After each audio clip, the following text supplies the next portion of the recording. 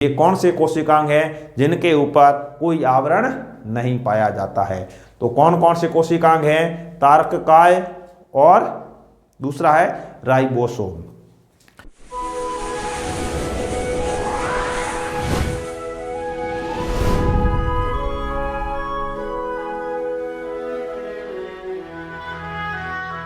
नमस्कार दोस्तों एवं प्यारे विद्यार्थियों, मैं पोकर राम बामणिया पुनः आप सभी का Bamania biology and news YouTube channel के ऊपर हार्दिक स्वागत और अभिनंदन करता हूं।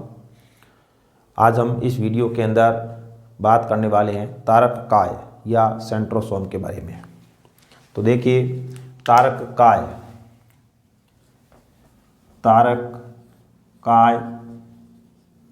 अंग्रेजी में इसको कहा जाता है सेंट्रोसोम। तो तारककाय या सेंट्रोसोम के बारे में यदि हम बात करें तो सर्वप्रथम इस कोशिकांग के बारे में जानकारी देने वाले जो वैज्ञानिक थे उनका नाम था बेंडा। तो तारककाय अंग्रेजी में क्या कहते हैं? सेंट्रोसोम। सर्वप्रथम जानकारी किसने दी? सर्वप्रथम जानकारी देने वाले जो वैज्ञानिक है उस वैज्ञानिक का नाम था बेंडा। सर्वप्रथम जानकारी देने वाले वैज्ञानिक नाम क्या है? बेंडा। और इसकी खोज करने वाले जो वैज्ञानिक है, खोजकर्ता जो वैज्ञानिक है, उनका नाम है बोवेरी। देखिए, दो अलग अलग वैज्ञानिक है। एक वैज्ञानिक है जिसने सबसे पहले इसकी जानकारी दी और दूसरा जो वैज्ञानिक है जिनको इसकी खोज का श्रेय जाता है। अब ये जो सेंट्रोसोम होते हैं या जो तारककाय होते हैं, इनके यदि सामान्य लक्षणों के बारे में बात करें तो ये बेलनाकार अंग होते हैं। कैसे अंग होते हैं? बेलनाकार। और सामान्यतः यह केंद्रक के पास पाए जाते हैं, केंद्रक के पास स्थित होते हैं। सामान्यतः जो तारककाय होते हैं ये केंद्रक के पास स्थित होते हैं। तारककाय बेलनाकार और बेलनाकार इसके साथ साथ तारककाय है तो ये तारे के समान आकृति होती है, तारे के समान। आगे हम इसकी और संरचना के बारे में बात करेंगे। तो ये जो तारककाय है इसके अंदर, एक तारककाय के अंदर दो तारक केंद्र पाए जाते हैं। तो एक तारककाय में एक तारककाय इसमें दो तारक केंद्र पाए जाते हैं, दो तारक केंद्र पाए जाते हैं। अब ये जो दो तारक केंद्र होते हैं ये दोनों एक दूसरे के 90 डिग्री पर स्थित होते हैं, मतलब समकोण पर स्थित होते हैं। एक तारककाय के अंदर जो दो तारक केंद्र पाए जाते हैं ये एक दूसरे के समकोण पर स्थित होते हैं, मतलब 90 डिग्री के कोण पर, या हम कह सकते हैं समकोण पर स्थित होते हैं। तो यहां से बहुत ही अच्छा सवाल बन सकता है कि जो दो तारक केंद्र होते हैं इनकी स्थिति कैसी होती है। तो दोनों तारककाय, जैसे एक तारककाय इस तरह से होगा तो दूसरा इस तरह से होगा, मतलब एक दूसरे के समकोण पर स्थित होते हैं या 90 डिग्री पर स्थित होते हैं। इस तरह से एक तारककाय के अंदर दो तारक केंद्र पाए जाते हैं, दो तारक केंद्र पाए जाते हैं। इस कारण इसे डिप्लोसोम भी कहा जाता है। क्या कहा जाता है? डिप्लोसोम। ये डाई का मतलब दो एक तारककाय में दो तारक केंद्र पाए जाते हैं, इसलिए इसे इस संरचना को डिप्लोसोम भी कहा जाता है। अब इसके यदि संगठन की बात करते हैं, संगठन, तो इसके अंदर पाया जाता है डीएनए, आरएनए और प्रोटीन। डीएनए, आरएनए और प्रोटीन इसके अंदर पाया जाता है। तो तारककाय या तारक केंद्र का निर्माण किससे होता है?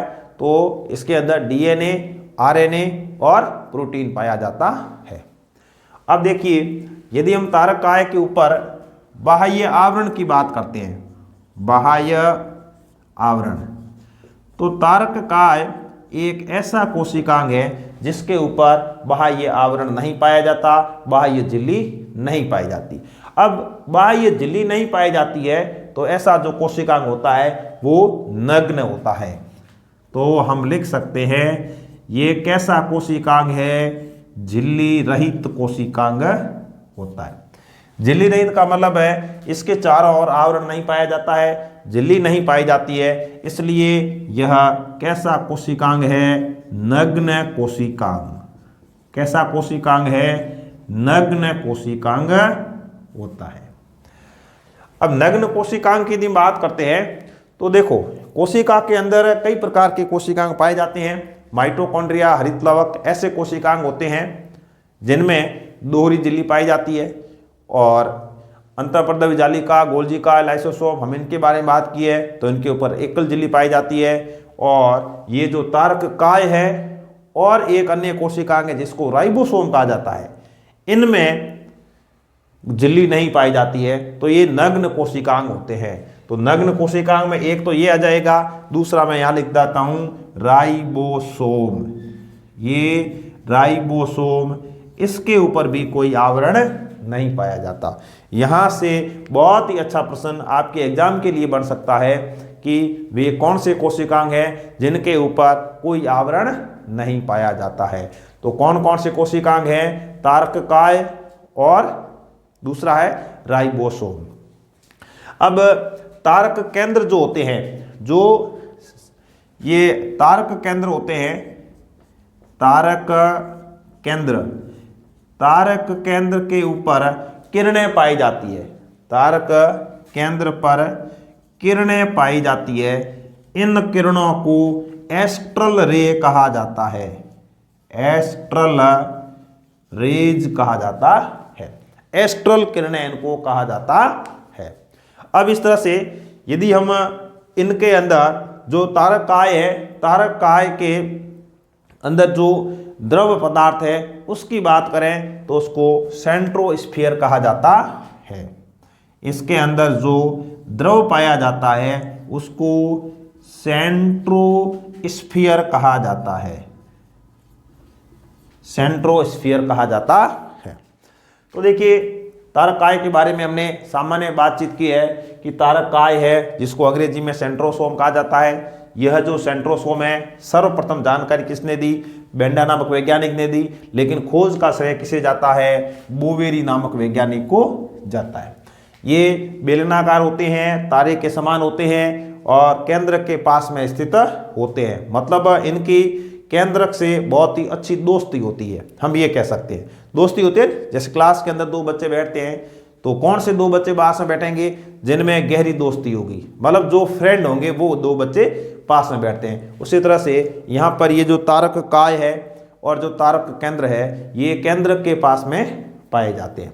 अब इनकी दोस्ती कैसे होती है, क्योंकि तारक काय या तारक केंद्र का कार्य क्या है, कोशिका विभाजन के दौरान तरकु तंतुओं का निर्माण करना। तो जब कोशिका में विभाजन होता है उस समय सबसे पहले एक कोशिका में केंद्रक विभाजन होता है, और केंद्रक विभाजन के दौरान ये जो तारक केंद्र है या तारक काय है इसके द्वारा तरकु तंतुओं का निर्माण किया जाता है। इस तरह से या इस कारण इन दोनों के अंदर दोस्ती या फ्रेंडशिप पाई जाती है।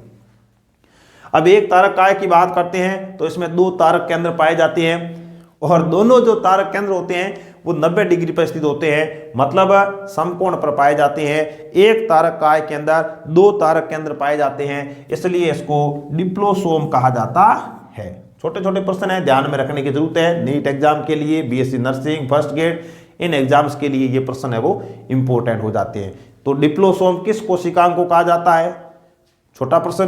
थोड़ा बड़ा पूछे तो इसे या तारक काय को ही डिप्लोसोम क्यों कहा जाता है।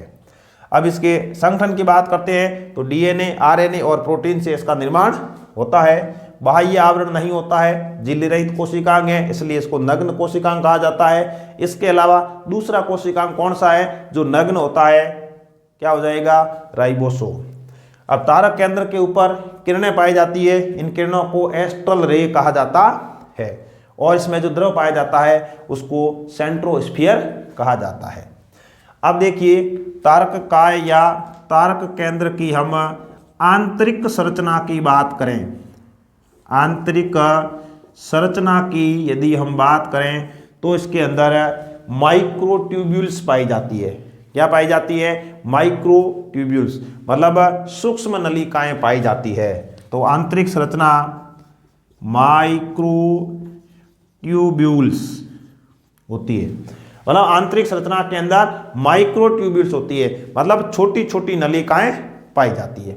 अब इसमें जो छोटी छोटी नलिकाएं पाई जाती है वो कितनी होती है और कैसा इनका विन्यास होता है? तो देखिए इनका जो अरेंजमेंट होता है या जो ट्यूब होती है इनका जो विन्यास होता है वो होता है 9+0। वेरी वेरी इंपॉर्टेंट कि जो तारक का है या जो तारक केंद्र के अंदर जो माइक्रोट्यूब्यूल्स होती है उसका विन्यास या अरेंजमेंट कैसा होता है? तो 9+0 होता है। 9 का मतलब है 9 जो माइक्रोट्यूब्यूल्स होती है वो परिधि की ओर होती है, और सेंटर में लिखा है 0, मतलब केंद्र में कोई ट्यूब्यूल्स नहीं पाई जाती है। तो ये जो 9 है, 9 जो सूक्ष्म नलिकाएं हैं परिधि की ओर होती है और सेंटर में कोई ट्यूब्यूल्स नहीं पाई जाती है। अब यहाँ पर यदि हम यूकेरियोटिक जीवों की बात करते हैं, यूकेरियोटिक जीवों के अंदर जैसे कशाभिका है, पक्ष्माभिका है, तो उसमें वो भी माइक्रोट्यूब्यूल्स की बनी होती है। उसके अंदर भी क्या होता है? माइक्रोट्यूब्यूल्स पाई जाती है, लेकिन उनका जो विन्यास होता है वो 9+2 होता है। तो मैं यहाँ नोट कर रहा हूँ 9+2। यह जो विन्यास है, यह विन्यास किस में पाया जाता है? यह पाया जाता है यूकेरियोटिक जीवों में। यूकेरियोटिक जो जीव है इनमें जो कशाभिका होती है, इनमें जो कशाभिका होती है, कशाभिका को हम कहते हैं फ्लैजिला। क्या कहते हैं? फ्लैजिला। तो यूकेरियोटिक के जो फ्लैजिला होते हैं या फिर उसमें जो पक्ष्माभ होते हैं, पक्ष्माभ को कहा जाता है सिलिया। यूकेरियोटिक कोशिकाओं के जो कशाभिका या पक्ष्माभिका है या फ्लैजिला और सिलिया है उसमें जो विन्यास होता है वो 9+2 या 9+2 यह विन्यास पाया जाता है। अब यदि हम यहाँ पर प्रोकैरियोटिक कशाभिका की बात करते हैं तो उसमें जो विन्यास होता है वो होता है, प्रोकैरियोटिक के अंदर भी क्या? कशाभिका, उसमें विन्यास होता है 0+1। ये प्रोकैरियोटिक कशाभिका का विन्यास होता है। तो इस तरह से हम कह सकते हैं कि जो तारक काय है, जो सेंट्रोसोम है, उसमें जो माइक्रोट्यूब्यूल्स पाई जाती है उनमें विन्यास 9+0 होता है। 9 जो माइक्रोट्यूब्यूल्स होती है वो परिधि की ओर पाई जाती है। तो देखिए 9 जो नलिकाएं होती है, 9 जो माइक्रो ट्यूब्यूल्स होती है, ये ट्यूब्यूल्स कहाँ पाई जाती है? परिधि की ओर पाई जाती है। अब ये जो 9 माइक्रोट्यूब्यूल्स है ये परिधि की ओर पाई जाती है, लेकिन ये जो भी ट्यूब्यूल्स है ये तंतु भी 3 तंतुओं से मिलकर बने होते हैं या इसमें उपतंतु पाए जाते हैं। प्रत्येक के अंदर 3 उपतंतु पाए जाते हैं। तो इनमें क्या पाए जाते हैं? उपतंतु। अब उपतंतु कितने पाए जाते हैं? 3 उपतंतु पाए जाते हैं। 3 उपतंतु पाए जाते हैं जिसका हम नामकरण करते हैं A, B और C से, और 3 तंतु पाए जाते हैं इसलिए इसको कहा जाता है त्रिक। क्या कहते हैं? त्रिक। तो देखिए 9+2 का विन्यास पाया जाता है यूकेरियोटिक कशाभिका और फ्लैजिला के अंदर, या यूकेरियोटिक कशाभिका, पक्ष्माभ या फ्लैजिला और सिलिया के अंदर। लेकिन तारक काय के अंदर इसका विन्यास पाया जाता है 9+0। 9 है वो माइक्रोट्यूब्यूल्स परिधि की ओर पाई जाती है। प्रत्येक माइक्रोट्यूब्यूल्स के अंदर उपतंतु पाए जाते हैं या छोटे छोटे और आगे नलिकाएं पाई जाती है। इसको हम क्या कहते हैं? त्रिक। एक में 3 होगी तो ए, बी और सी, इस प्रकार का अरेंजमेंट या इस प्रकार की व्यवस्था इस तारक काय के अंदर पाई जाती है। देखिए इस प्रकार जो तारक काय होता है उसमें सूक्ष्म नलिकाएं व्यवस्थित होती है। केंद्र में कोई सूक्ष्म नलिका नहीं होती है, ये 9+0 की व्यवस्था है। केंद्र में कोई नलिका नहीं होती, परिधि पर 9 नलिकाएं पाई जाती है, सूक्ष्म नलिकाएं पाई जाती है, और एक जो नलिका है वो छोटी छोटी 3 नलिकाओं से मिलकर बनी होती है। मतलब एक नलिका जो ये है, ये जैसे एक नलिका है, इस एक नलिका के अंदर 3 उपतंतु पाए जाते हैं जिनको हम ए बी सी के नाम से जानते हैं। ये ए बी सी, ये A B C, A B C. इस तरह से परिधि की जो नलिकाएं होती है वो 3 उपतंतुओं से मिलकर बनी होती है प्रत्येक।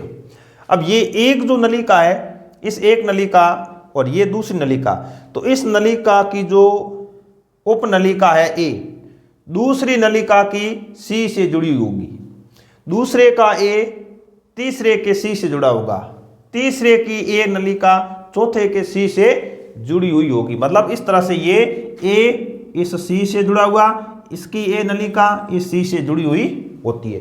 इस तरह से ये जो विन्यास होता है, ये जो व्यवस्था होती है तारक काय में पाई जाती है और इसको 9+0 की व्यवस्था कहा जाता है। इस तरह से ये संरचना कैसी बन गई, बैलगाड़ी जो होती है, बैलगाड़ी के पहिए के समान संरचना बन गई, बैलगाड़ी के पहिए के समान संरचना का निर्माण होता है। इस तरह से जो तारक काय है यह संरचना बैलगाड़ी के पहिए के समान संरचना बन जाती है। अब इसमें बीच का जो भाग होता है, बीच का जो भाग होता है इसको हब कहा जाता है। क्या कहते हैं, हब, या इसको नाभि कहा जाता है। बीच के भाग को हब या नाभि कहा जाता है। इस तरह से देखो तारक काय की संरचना इस प्रकार की पाई जाती है। अब इसके अंदर जो नलिकाएं होती है, ये नलिकाएं ट्यूब्यूलिन प्रोटीन की बनी होती है।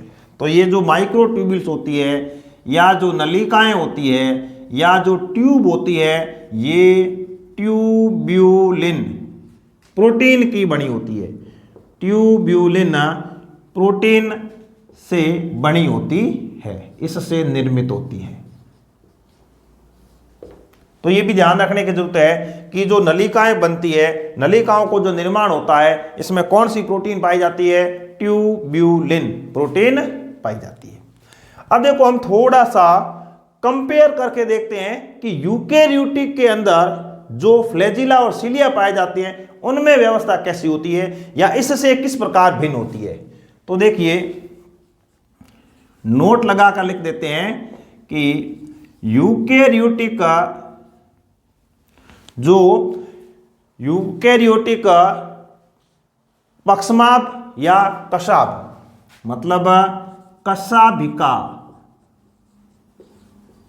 कशाभिका और पक्षमाभिका, इनका अरेंजमेंट या इनकी व्यवस्था कैसी होती है। तो देखिए इनकी जो व्यवस्था होती है वो होती है 9+2। मतलब क्या होगा, 9 जो तंतु है, 9 जो नलिकाएं होती है, ये तो होती है परिधि की ओर, तो ये है परिधि की ओर। ये जो 2 नलिकाएं होती है ये कहां पाई जाती है, केंद्र में पाई जाती है। तो यहां पर केंद्र में कोई नलिका नहीं पाई जाती है, केंद्र वाले भाग को हम क्या कहते हैं, हब या नाभि कहते हैं या धुरी कह सकते हैं। लेकिन इसमें केंद्र में भी 2 नलिकाएं पाई जाती है और परिधि के अंदर कितनी नलिकाएं पाई जाती है, 9 नलिकाएं पाई जाती है। तो यहां थोड़ी समानता है। लेकिन अब ये जो परिधि की ओर जो नलिकाएं, इनमें अंतर क्या है, इनमें अंतर ये है कि इनमें परिधि की जो नलिकाएं हैं उसमें उपतंतु 3-3 पाए जाते हैं, जबकि यहां पर जो उपतंतु होते हैं वो 2-2 पाए जाते हैं। इसके अंदर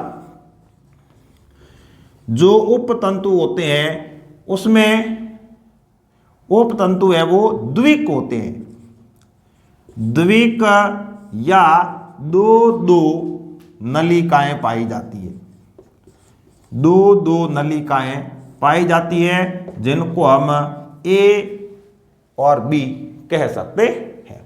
तो इस तरह से ये संरचना हो गई तारक काय की, और इससे पक्षमाभिका और कशाभिका किस तरह से भिन्न होती है ये भी हमने अंतर या तुलनात्मक रूप से पढ़ने का प्रयास किया। अब हम बात करते हैं कि तारक काय का कार्य क्या है, फंक्शन या कार्य। सबसे पहले और सबसे इंपॉर्टेंट कार्य, देखिए हमने शुरुआत में बात की थी कि तारक काय कहाँ पाए जाते हैं, केंद्र के पास में पाए जाते हैं, और इनकी केंद्रक से विशेष दोस्ती होती है। क्यों होती है इसके बारे में हमने बात की है कि कोशिका विभाजन के दौरान सबसे पहले केंद्र का विभाजन होता है, और केंद्र का जब विभाजन होता है तब केंद्रक विभाजन के दौरान या कोशिका विभाजन के दौरान तारक काय तर्कु तंतुओं का निर्माण करते हैं। तर्कु तंतुओं का निर्माण करने के बाद गुणसूत्रों को विपरीत ध्रुवों की ओर ले जाने का कार्य भी किसका है, तारक काय का होता है। तो पहला कार्य है कोशिका विभाजन। कोशिका विभाजन, इसमें क्या करेंगे ये, इसमें तर्कु तंतु का निर्माण करेंगे। क्या करेंगे ये, तर्कु तंतु का निर्माण करेंगे, और तर्कु तंतु का निर्माण करने से क्या होगा, उससे गुणसूत्र या इसका अब कार्य रहेगा गुणसूत्रों को विपरीत ध्रुवों की ओर ले जाना। गुणसूत्रों को विपरीत ध्रुवों की ओर